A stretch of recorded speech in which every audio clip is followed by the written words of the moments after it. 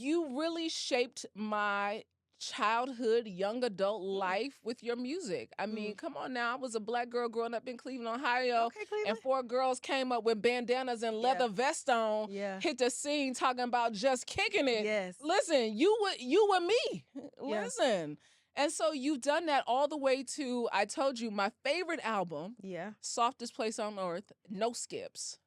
Yeah, it was Traces of My Lipstick, but Softest Place is your Oh, song? that's my song. That's your song. Traces of My Lipstick, Yes, lipstick, with the red. lipstick. That's the intro. Yeah, Traces of My Lipstick. Yeah. That was an album for you. You know, it was a lot during that time. I mean, yeah, when people listen to that album, they always say the same thing. It's a soundtrack to my life. There's a lot in that album. Just recording and finding myself and the girls and the music and shaping the next chapter. So, yeah, when I think about Traces of My Lipstick, it's a lot. Traces of My Lipstick. This is the album cover, y'all know they had on the red. Yeah. Baby, all the videos. Y'all was popping, honey. Got a little bit more sexier. You're My Little Secret. No more baggy clothes. Yeah. Y'all came out more sensual this y'all time. Were like, y'all blossomed into the women on that album, for sure. Yeah, because keep in mind, Jermaine was dressing us. When you said the baggy clothes with the leather, that was Jermaine. Yeah. He gave us that. He was like, you guys are like hood chicks. You're the ghetto in Vogue. We're like, oh, really? I mean, we did come from College Park, so in his eyes, it was the hood. But we had such big voices, incredible voices. So he was like, I want people to focus on that more so than what you had on. But yeah, that was an evolution for sure. And I thank God for it. No more cross colors, no more baggy pants. We were women with females. We're growing up, you know? I would have never put y'all as the ghetto in Vogue. Well, that's what he said. I would have put y'all as the girl Jodeci, though. I like that. I would have put y'all as the girl version, like the girl Jodeci. That's why I saw y'all. Yeah, that is true. But in his eyes, ghetto in Vogue. We were ghetto. Damn, that's the first. That's the first time I've ever heard that. Are you serious? I would have never put y'all as the ghetto in Vogue at all. But I mean, here's the thing that I do know, and like even listening to your journey and prepping for this, you know, you were considered the big girl in the group during that time. I was, yeah. Yeah, you was the big girl in the group. Yeah. But you had the biggest voice in the group. And I think that I can imagine that came with some level of insecurities on your part. For sure. Of not feeling maybe good enough in certain instances. Of always kind of feeling like they had to put you in the back. Yeah. You know, what was that time like in those formative years? To be honest, I was just happy to have my voice heard. Whether I was in the back or the front. It was hard at times because it's like, okay, you're going to sing all these songs, but we need you to stand here. And like you said before, I was the big girl. I wasn't LaTocha. And that bothered me. You know, of course, the self-esteem is all at the bottom. So there were things that were said, go in there and sing. And I wasn't even the type of person like, okay, am I going to get paid for this? It was just like, go sing, you go do this. So I did a lot of work. But definitely was in the background, and it was very hurtful. But I covered it up with the voice. I'm like, I can sing. Let me just get on the mic. Let me sing my hurt. Let me sing my pain. And I think that resonated with so many other people as well, back in the day. So. I mean, for sure. I think it still resonates now. Yeah. I mean, but I have to wonder, you know, in that space of trying to find yourself, how are you putting that into the music? Because people don't know that you were a songwriter on all these albums. Yeah.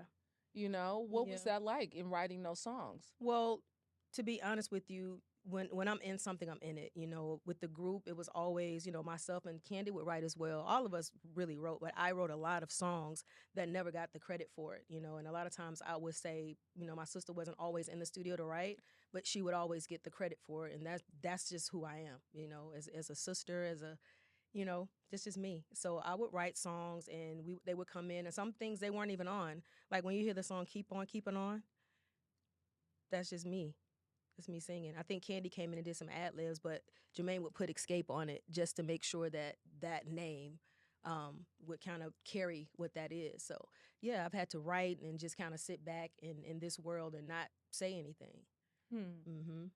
But still getting my voice heard because at the end of the day, I was like, well, at least I'm able to write my feelings and write how you know, what I saw. Yeah. Mm-hmm. I mean, what did it play into your mental? Because as this young girl growing up, not considered, because even recently, Jermaine Dupri has been noted as saying, like, you know, you all weren't considered what would be the standard of beauty for the music industry. Yeah, And so sometimes it was a tough sell. very tough. And so, how did that play into how you showed up, whether that was in performance or whether that was backstage? I mean, I've always felt like I said before, as long as I can sing, as long as I can grab the microphone, maybe you guys would not look at the body. Maybe you're not looking at what I have on. Maybe let me just give you guys what God has given me.